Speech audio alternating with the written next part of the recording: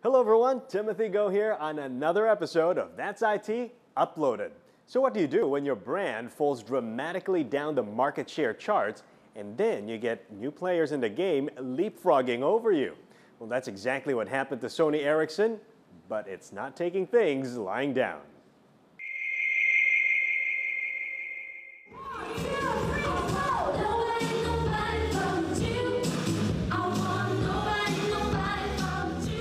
Yep, that is the message Sony Ericsson is sending out when it tapped the North Korean sensation, the Wonder Girls, to be their brand ambassador for Southeast Asia. It also wants consumers to start wondering about its mobile offerings once again, because while global mobile phone sales rose 10% in 2009, Sony Ericsson actually lost ground. This year, it is back with a vengeance. And Sony Ericsson would provide a very unique UX, unique application, unique content, total solution, differentiated way to our users. And it has a few secret weapons up its sleeve. The Xperia X10. Sony Ericsson expects the X10 to change the playing field with its 8-megapixel cam and a host of other outstanding multimedia functions. The X10 is powered by the Android OS and has a really speedy processor that makes for a really smooth experience. The X10 also comes in a mini format, which Sony Ericsson says packs in the best of the X10 and a smaller touchscreen form factor. Another star in the Sony Ericsson lineup is the Vivaz. The Vivaz Pro is a compact touchscreen handset with a sliding keyboard, a bonus for touchscreen phobics like me. Perhaps Sony Ericsson's biggest weapon is the Android platform. Android is one of the new platforms that is coming up right now.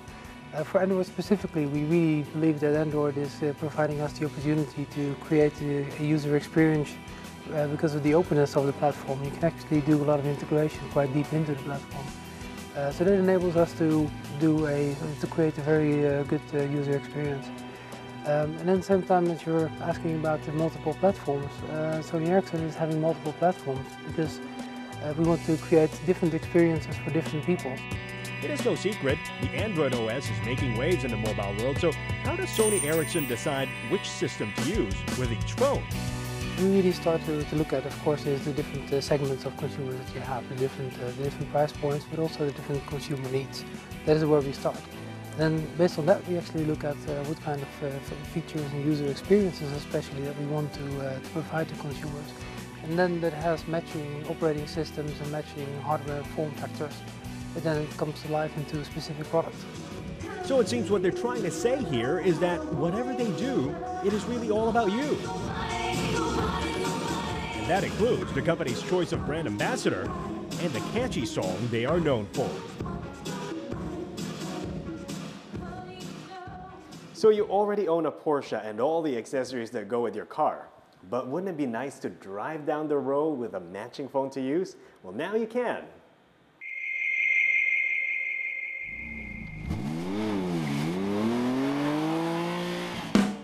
When you say Porsche, mobile phones don't really come into mind, but did you know Porsche designs already have two mobile handsets to boast about? The latest one being the P9522. This phone is unique as it is expensive to own.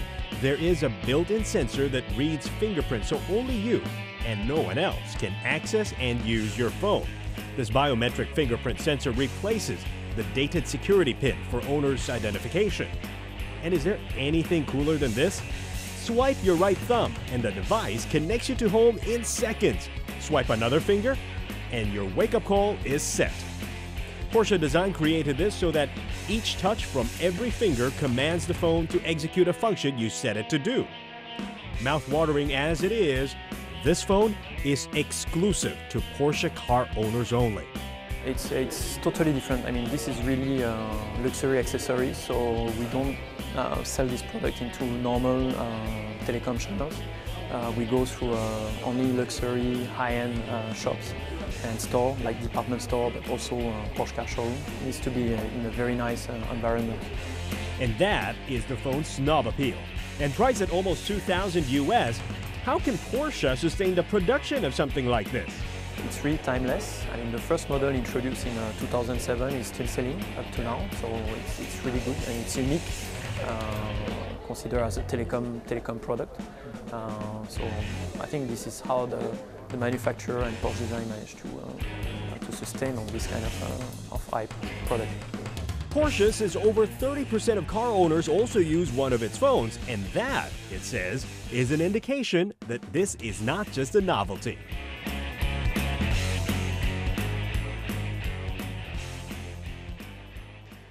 Bionic body parts used to be stuff TV shows are made of. Remember Lindsay Wagner as the Bionic Woman or Lee Majors as the $6 Million Man? Well, now anyone who's lost a finger can have it replaced with full movement.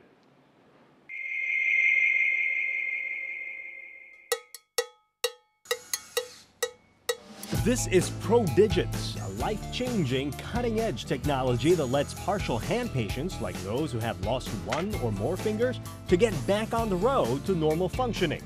This latest creation gives more functionality than ever before, allowing users to bend the fingers, touch items, pick up, and point.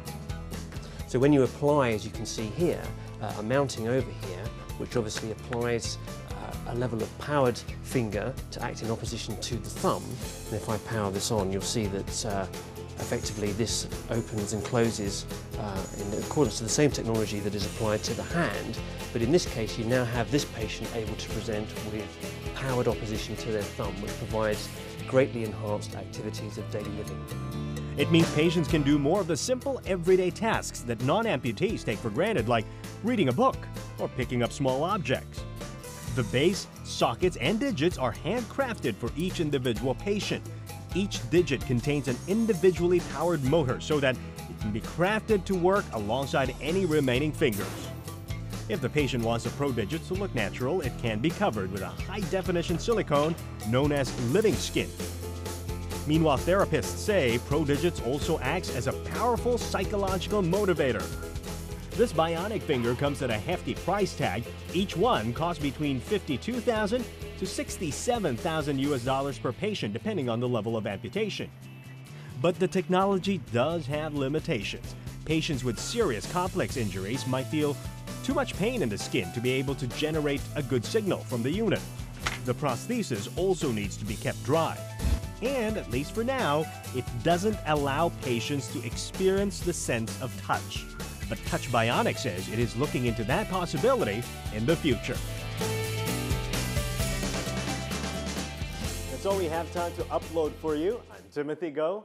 That's it.